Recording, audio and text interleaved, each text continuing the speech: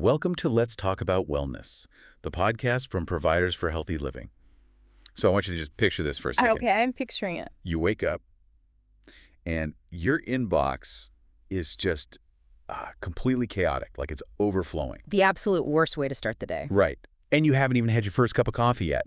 Then you get this really vague, slightly passive-aggressive text message. You head out the door, hit a completely unpredictable traffic jam. Oh, naturally. And when you finally sit down to work and try to log into, like, a vital system you need, you realize you've completely forgotten your password right when you need it most. I can feel my blood pressure rising just hearing you say that. Exactly. And objectively, I mean, nothing traumatic has happened, right? There's no major life crisis here. No, just a regular Tuesday. Yeah, but by 10 a.m., you feel completely drained, you're overwhelmed, and just physically exhausted. So for this deep dive today, we're really looking at the heavy toll of those minor annoyances. It's such a universally exhausting feeling, and yet we are so hard on ourselves about it. Because people generally assume, well, stress is a label that's reserved only for major life events. Like losing a job or, I don't know, moving. Exactly. Moving, going through a bad breakup, dealing with a severe health crisis.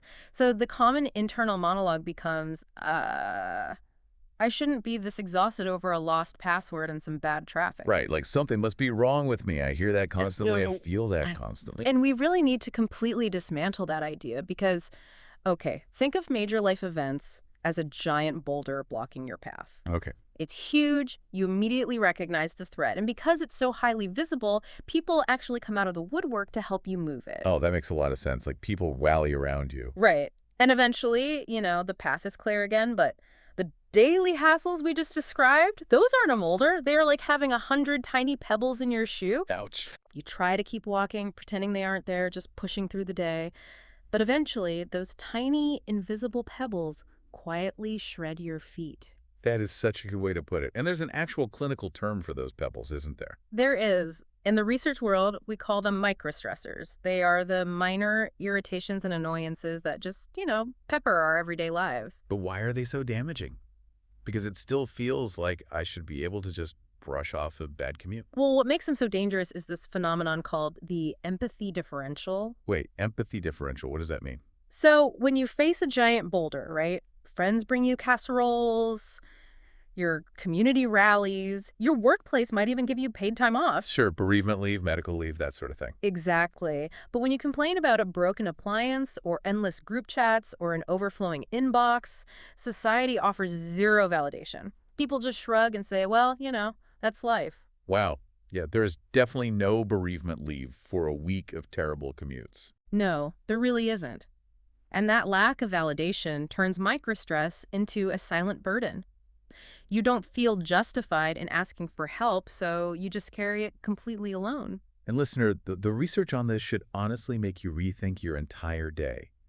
Because the frequency of these daily microstressors is actually a better predictor of long-term physical and psychological health problems than major life events. It really is, and we need to look under the hood at what these minor, everyday frustrations are physically doing to the nervous system. Because sure, they might be invisible to society, but they are absolutely doing highly visible damage to your biology. Okay, so let's get into the biology then. What is actually happening in the body?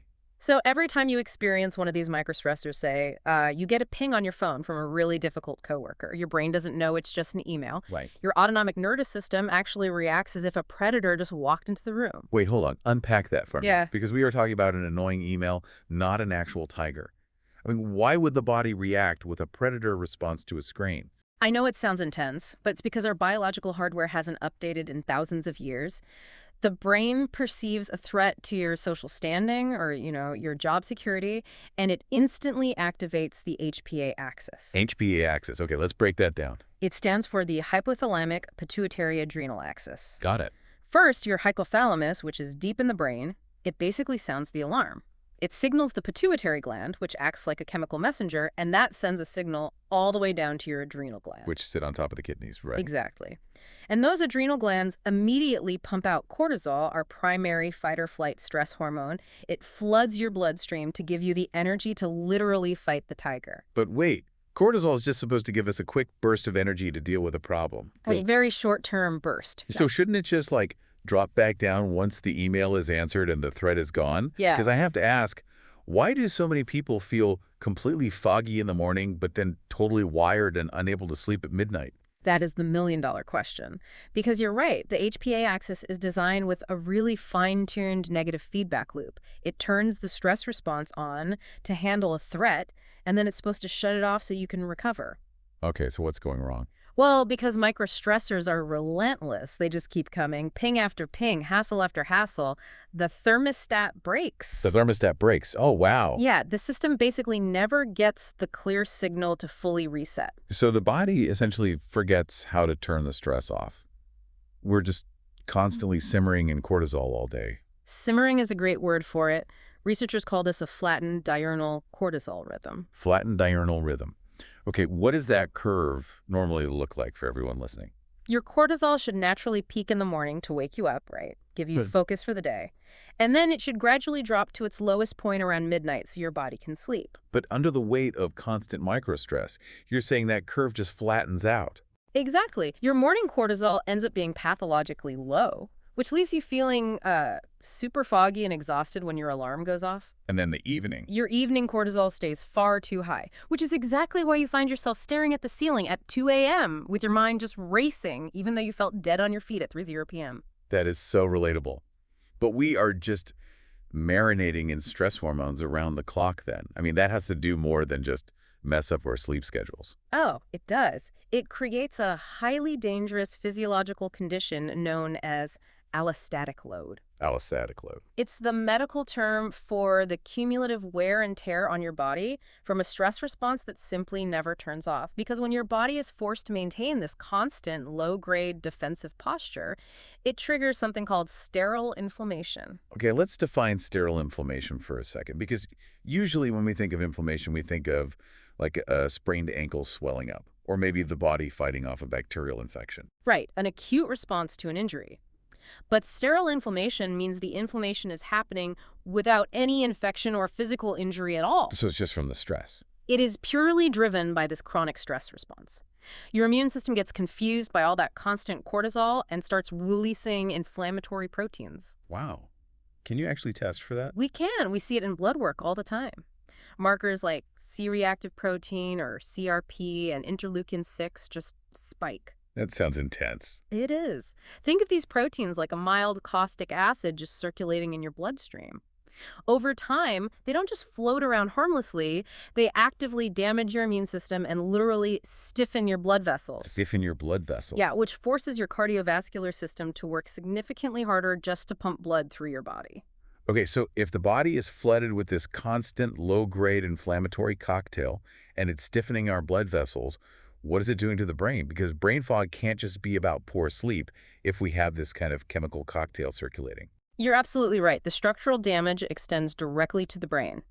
Chronic microstress causes neurons in the hippocampus, which is the brain region responsible for memory and learning, to physically shrink. Wait, actually shrink? Literally shrink and atrophy. And the same thing happens in the prefrontal cortex, which handles our executive function, logic, and decision-making. That is terrifying. But here's the wildest part. At the exact same time, the amygdala, which is the brain's fear, anxiety, and threat detection center, actively grows. It becomes hyper-reactive. Hold on. Are you seriously telling me my brain is physically changing shape just because of endless group chats and decision fatigue? I mean, I always assumed brain fog was just a lack of sleep, not my logic center shrinking. I know it sounds like science fiction, but it is biological fact. Your brain aggressively adapts to whatever environment you are giving it. Okay, so I'm always stressed. If you constantly feed it perceived threats, it allocates all its resources to the threat detection center at the direct expense of the logic center. It's like a bizarre fitness routine. Like if you go to the gym every single day and you only do bicep curls, right? Meaning you are constantly triggering your amygdala with panic, fear, and frustration. Your bicep is going to get huge. Exactly. But because you are totally neglecting your core and your legs, which are your logic and memory centers, they just waste away from neglect. We are essentially bodybuilding our anxiety centers while letting our rational decision-making muscles completely atrophy. That is a brilliant way to describe it. And the root of this physiological remodeling is our hyperconnected modern lifestyle.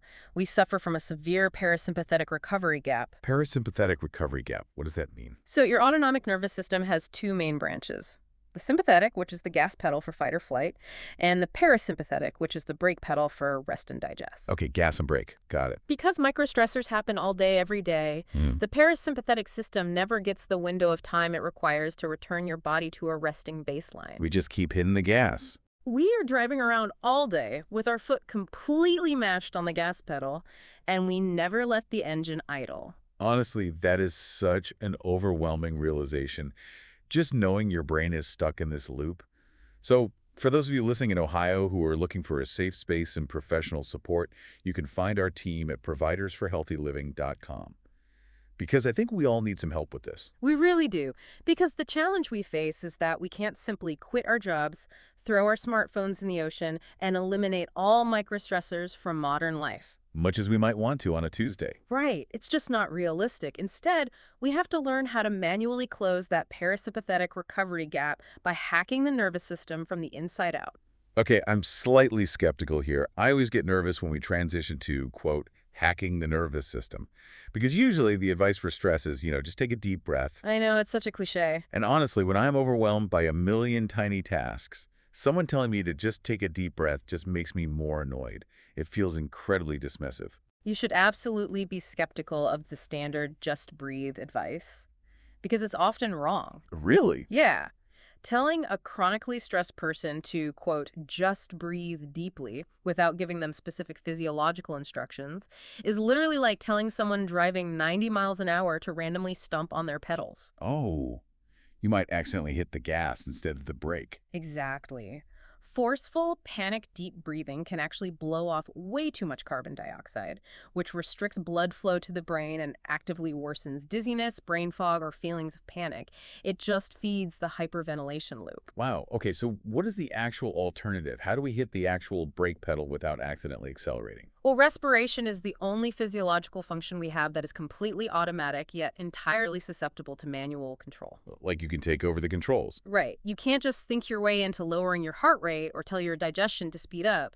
But the breath is the nervous system's remote control. And neuroscientists at Stanford University have extensively researched a specific protocol called the physiological sigh. The physiological sigh. It is designed to immediately engage the vagus nerve, which is the body's ultimate braking system. Okay, so walk us through the actual mechanics of this remote control. What makes a physiological sigh different from just, taking a big gulp of air when I'm annoyed? The mechanics really matter here. It involves a double inhale through the nose, followed by a long, slow exhale through the mouth. A double inhale. Yes. The first inhale fills the lungs mostly up, but that quick second sip of air at the very top is the crucial part. It mechanically pops open tiny collapsed air sacs in your lungs called alveoli. Oh, because when we are stressed, we tend to breathe shallowly, right? Exactly. And those sacs literally deflate. So popping them open with that second sharp inhale rapidly increases the surface area in your lungs for oxygen exchange. Okay, so inhale and then sip a little more and the exhale. The exhale through the mouth needs to be longer than the inhale. This dumps the accumulated carbon dioxide.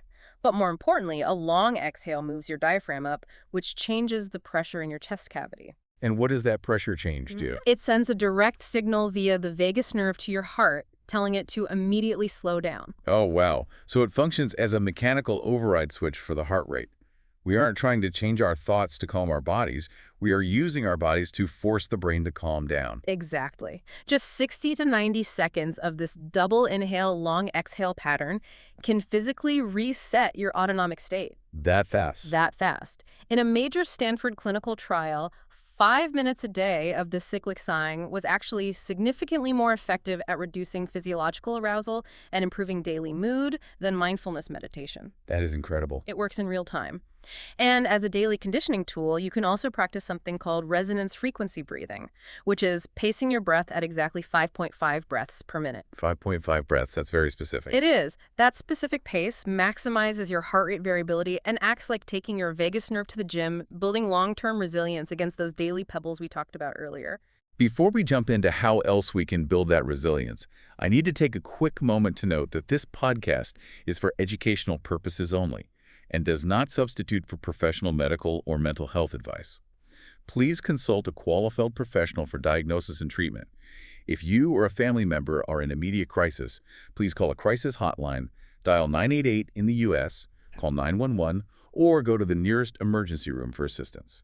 Absolutely essential to remember. Because while the physiological sigh acts as a great emergency brake for an acute microstress spike, like right after you read that frustrating email. Yeah. But if your inbox is always overflowing, you are going to be sighing all day. I'd pass out from all the sighing. Exactly. We need long-term armor to protect our brains from the daily grind so that those amygdalas don't keep growing and the logic centers don't atrophy. So how do we build that structural resilience? Long-term armor sounds great. The research points to the concept of hemispheric lateralization in our coping styles. That sounds very clinical. Hemispheric lateralization. Let's break that down for the listener. What does it actually mean to have a left or right hemisphere coping style? Sure. The left hemisphere of the brain is generally associated with approach behaviors and problem solving, identifying an issue and taking concrete steps to navigate it. And the right hemisphere? The right hemisphere is often associated with avoidance, withdrawal, and emotional flooding. Studies show that problem-focused coping works significantly better for our long-term health than emotion-focused coping or just denial. Okay, so if we just wallow in the emotion of the microstress or try to ignore it. We feed the allostatic load. One of the most effective evidence-based ways to cultivate a resilient left hemisphere problem-focused coping style is by building what researchers call a multidimensional life. A multidimensional life. Yeah. That sounds great in theory, but I mean, what does that actually look like on a Tuesday night when I'm utterly exhausted from the pebbles in my shoe?